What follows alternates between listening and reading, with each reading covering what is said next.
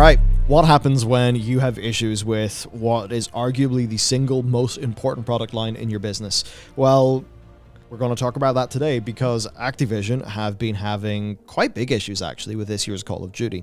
It is forcing them to make a whole bunch of changes, and it's altogether quite interesting, especially because we also recently had those Battlefield rumors basically about how they seem to just be using 2042 as a bit of a test run for a Battlefield that they're going to try to rapidly build. Yeah. To, I suppose, just, what's that? There's a bit of mold, the paint's a bit cracked. Just put some wallpaper on it, it'll be grand. Okay, so let's get into this one. Yeah. Alternate title, what happens when you put all of your eggs in one basket and the ass falls out of it? Yeah, so the most dangerous animal is a cornered one. Here's from their February earnings report. Call of Duty net bookings on console and PC declined year over year in the fourth quarter. That's launch quarter. That's really bad. And remember too, we're in a growth-driven industry.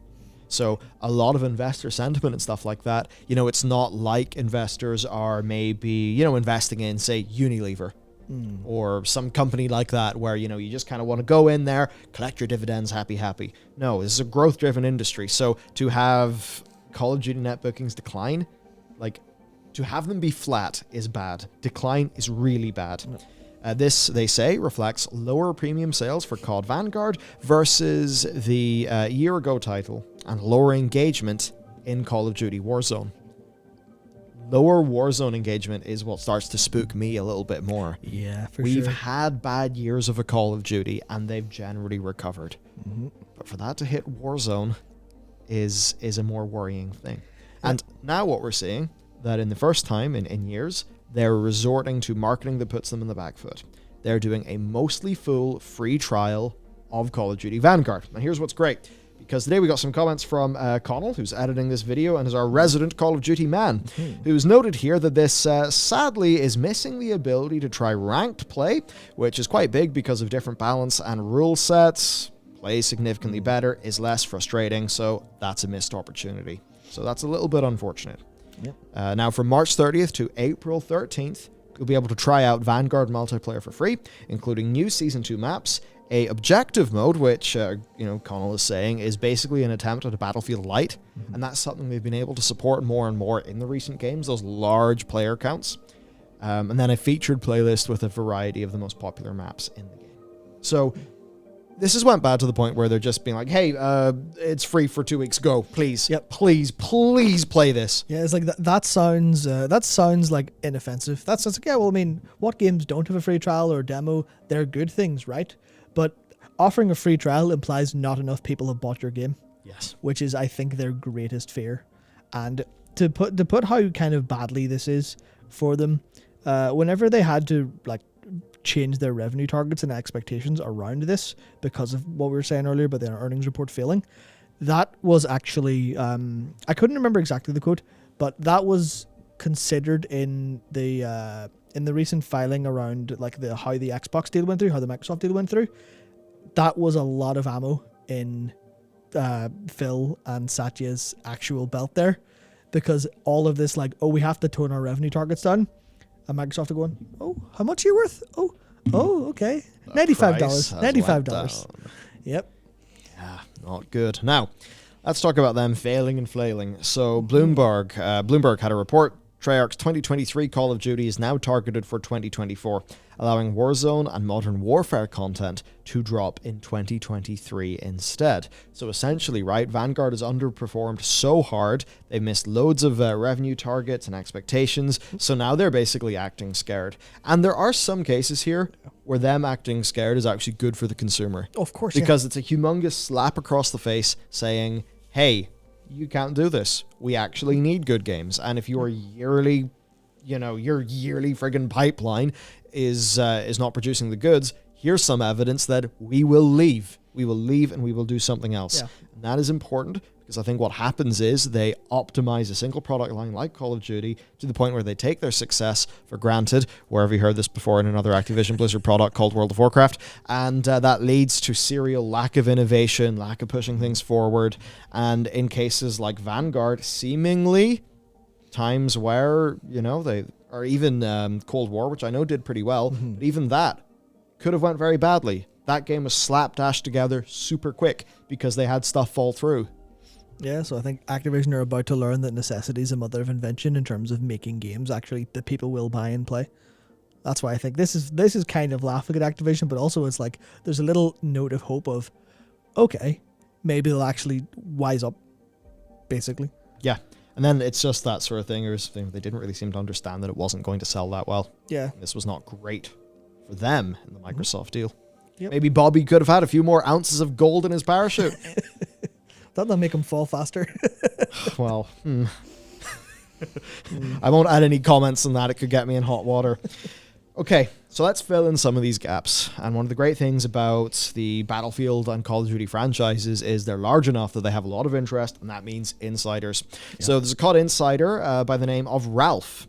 Now, they're apparently considering filling in the gaps like crazy by releasing a ton of very old remastered Call of Duty games instead of forcing through their big live service game. So here's basically what he's saying. Activision are reportedly considering releasing remastered COD titles repurposed for newer consoles to fill out the empty space between premium COD titles. World at War, COD 1 and 2. Backwards compatibility for COD 4 Modern Warfare Remaster are currently what's in the conversation. Everything else was described by an associate as complicated. Yes. Should clarify that he clarified saying the backwards compatibility for Modern Warfare Remastered actually meant a Switch release on that. Interesting. Yep. I'll certainly say, what are the Call of Duties that I remember playing? Well, it was in the LAN center playing COD 2 and COD 4. Yeah. That said, I also then have to remember that Black Ops has always been the highest selling one, and us COD boomers are very much outnumbered. In the same way that when I think of Battlefield, I think of Battlefield 2. Yeah. Most people think of Bad Company 2 and BF3. Does no one? So does interesting. Does no one think of the recent games at all? Of course not, Matt. That's ridiculous. Now, to talk about the future of Call of Duty, because we have some job listings, some interesting things. So here's from Charlie Intel, who are one of the #1 sources of Call of Duty information, a bit like the wowhead of Call of Duty, you could say.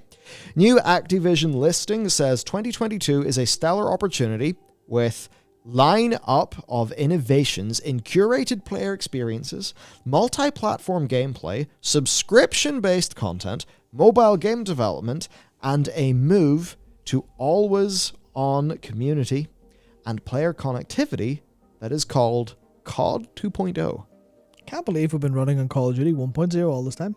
Yeah, wow, it's okay. World of Call of Duty craft. Very interesting. So what the hell is this COD 2.0? Well, they do go on here saying, and in the COD 2.0 era, this leader will extend the COD brand authentically in ways to engage core audiences and ignite and excite new ones. They will add cultural fuel to the COD marketing overall. They will extend and add meaning to COD creative. That's nothing. You've said nothing. Congratulations. For clarification, I think that's a marketing manager, marketing lead. So obviously it's going to be full of that stuff. Yeah, full of utter wank. So, I'll wait and see what the bloody hell it actually is. So whatever it is, though, seems to be an initiative. Yeah, I mean, that's the thing where if they're willing to go internally, obviously it could just be a pile of blustering, but if they're willing to go, Call of Duty 2.0, that implies massive change. That implies they're going, we can't do this anymore. We have to do something new. We have to do something different. Otherwise, we're just going to get absolutely clobbered by everyone else. And if we think of the Call of Duty brand, we know that Modern Warfare 2019 did total gangbusters. Yes, the pros were very salty about its design, but amongst the casual people, I would say that includes me. That includes Conwell. Actually, a lot of the people I know that would play Call of Duty, they really enjoy Modern Warfare, as did I in the multiplayer. But then Cold War. The competitive people really did like Cold War quite a bit, but it was actually not running on the most up-to-date Modern Warfare 2019 engine. It had a campaign that was slapped together by another studio super quick, while I believe Treyarch handled the multiplayer side. You then go to Vanguard. We had your man, what's he called, Gaming Revolution, with all of those leaks about apparently Vanguard is a massive, internal disaster and all of that. And then, of course, Vanguard comes out, and we don't know if he was spot on with that, but what we do know is it's underperformed. So they've had a near miss that did okay in Cold War. They've had an abject failure here. What does this show us? Well, it shows us that the COD that did really well was the one that pushed the brand forward. Yeah. So they seemingly have understood that their old way just is not going to work anymore. I mean, gaming is so much more competitive. So on that, then they've actually opened a new studio. Yeah, so Baynox have opened the new studio in Montreal, and that's to focus on Warzone and all new mobile Call of Duty. So they're at least going to push out in that regard, but they are really going very all in because they're doubling down on Call of Duty. Okay, Baynox, yeah, we need more hands on Warzone. And this is obviously thinking of like Toys for Bob being taken off all of their other projects to go, we need more Call of Duty people. Some of that was Overwatch as well, reportedly. But so much of it's just, we have all the developers in the universe, and they're all on Call of Duty. We've got thousands of developers all on Call of Duty, all on like 4 concurrent projects, basically, maybe 5. But it's all in this, and it's still not working. So they do need to figure something else out. But this is where I kind of wonder, why are they doubling down on Call of Duty in this front? Honestly, I feel like that's the problem. I think if you crunch the numbers, it's obvious. Yeah. There's nothing else they could do that will earn this money. Yeah. And more importantly, the amount of money that they will lose by Call of Duty falling over. That's true. If I was in this position making those decisions, I would put everything into Call of Duty. I would also try to work out how in the long term everything else can be okay. But if you think about it, if Call of Duty falls, the whole company does. It's their thing. Yeah. So, they have this fire. So do they say, okay, this thing is burning, let's make Spyro 4 or 4, a new Spyro. Yeah. So it's quite challenging. I know as a player what I would rather have. I'd rather have a really good Call of Duty every 2 years and then lots of other products. But if you think about it from the business perspective, it's kind of obvious their problem. Yeah, they've got so many eggs in this basket, they need to save it, basically. Yeah. Now, the thing here is the competition is going to be heating up. Yeah. And I think a lot of people don't exactly realize this. But we're going to take you through it because it is quite major. So who do they have to be afraid of? Well, you could say basically everybody. Funny enough, not Battlefield right now because they're having issues. Yeah. Now you could say, is there a chance that Game Pass or PS Plus, that those could start to shift the COD-only people into other games? Because, if you have PS Plus and Game Pass, you'll just be playing more games, more variety out there. And then, as we're going to sort of cover, PlayStation could have a COD competitor included in PS Plus or something like that with the new version of that. So we'll get to that. So every other major publisher has announced a pretty wide variety of games. Yeah. Activision are probably the most concentrated of any of the major publishers. Like EA they've got BioWare making BioWare games, Respawn with Star Wars and Apex. There's Dead Space coming back, all their sports games. Now Ubisoft, they have everything's Tom Clancy. But, apparently they've got up to 12 console games in the works, per what Tom Henderson is saying. Yeah, I think it was in total, I think he said, he reported on 20 games that were in development. I think 3 of them were mobile. And then a week later, he's like, I have been told about 4 games that I had no idea about. So add those to the pile, which is, obviously none of them been doing extremely well for Ubisoft outside of like Assassin's Creed. And like obviously EA's are like a long time away. But a lot of that stuff is like, they can wait. They don't have this one problem that they need to attend to at all times. Like Battlefield falls over, EA go, shit, that was a big opportunity we lost, but we're not actually like existentially threatened. Yeah. Same with Ubisoft. They're like, well, we can just pump back into Division. We can always do something. We're not like threatened by this falling over. They don't have this like just everything in one basket. So to go through the competition in this market, Fortnite Zero Build, which turns out that's a thing. Yeah. Then for Respawn, there's Apex Legends and also a new single-player FPS that Respawn are working on. We then have Deviation. They're actually staffed by ex-Black Ops developers, and they are making a live service multiplayer shooter for PlayStation. Certainly in a world where Microsoft does own the keys of Call of Duty, I think it's very important that Sony has something here. Then there's Gravity Well. They're ex-Respawn as well, also making a new PlayStation-funded game, we think probably a live service. Now, they've said they don't want to do a by-the-book shooter, and they also said, whatever you think we're doing is probably not quite what we're up to, so that could be interesting. We've then got Ripple Effect, who are Zampella-led with ex-Medal of Honor developers, actually, making an unannounced project, which you'd say is quite clearly a shooter. Then we have the studio of ex-Call of Duty developer Dr. Disrespect. He was actually a mapper on Call of Duty. Their studio is called Midnight Society. It is also staffed with ex-Call of Duty developers, and it's making a community-focused shooter. Yeah, I mean, anyone who's in and around Call of Duty probably know 402, Robert Bullen. I can't remember exactly his role, but he's doing basically what he did for Call of Duty. He's doing that for Midnight Society, which basically means, all of the Call of Duty developers that were Call of Duty developers aren't really working on that for Activision right now. There's still some, but there's so many that aren't. Yeah. We've got Rainbow Six Siege, still doing great. Yep. Then a new lease of life. This surprised me. Apparently The Division 2 is getting a new lease of life. Yeah.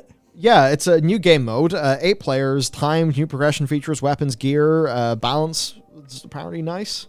Yeah. So that's surprising. Yeah, it's weird because they kind of let that game just die without talking about it. They were like, yeah, just silence, no updates.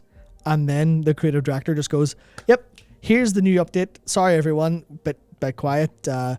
We were working on this. This wasn't to be one big gigantic comeback. We were literally we were just putting the hard work in, and over the next while we will continue to update Division 2 to be something that will bring you back, will be a return to form overall. And I think that's one of the things that they learned with Rainbow Six Siege was the core of this is fine. If we commit, people will continue to play. Yeah. And that's what Ubisoft have maybe picked up with The Division. Maybe Heartland doesn't look too good for them or something, and this is a little push to get The Division going. But it's still that's another. I mean, obviously it's a different kind of shooter to Call of Duty, but if you're losing interest in Call of Duty and you're looking to branch out, that's there, and that's one of the important things. Is it's not these games are going to come in, kick Call of Duty's door down, and wrestle all the people out. They're going to be there for when Call of Duty isn't good enough anymore. Yeah. And that's what I think they have to be really worried about. And they could, of course, fall right into the arms of X-Defiant. Maybe. Do you remember X-Defiant? Well, it is the shooter. A bit of a laughing stock because, again, it was just another example of, I see Ubisoft have made an entry in a market. Almost rather than a game that felt really inspired. It's that weird thing Ubisoft have been doing. But like with Hyperscape. Which is good. Like with that. Good game, but very much an entry into the market that nobody felt really jazzed over. And then, of course, it dies. But X-Defiant is by Ubisoft San Francisco, who are historically known for Just Dance, Rocksmith, and South Park. Great. But the executive producer is Mark Rubin, who is the EP for Infinity Ward throughout Call of Duty's prime. Yep, throughout all of Call of Duty. Yep, all of Call of Duty's great stuff. Mark Rubin was there, being the executive producer, and now he's over. He started something by himself. I think it was him and Robert Bowling started something together after they left Infinity Ward. Then Robert Bowling went to Midnight Society with Dr. Disrespect, and then he went straight to Ubisoft San Francisco, which was in 2019.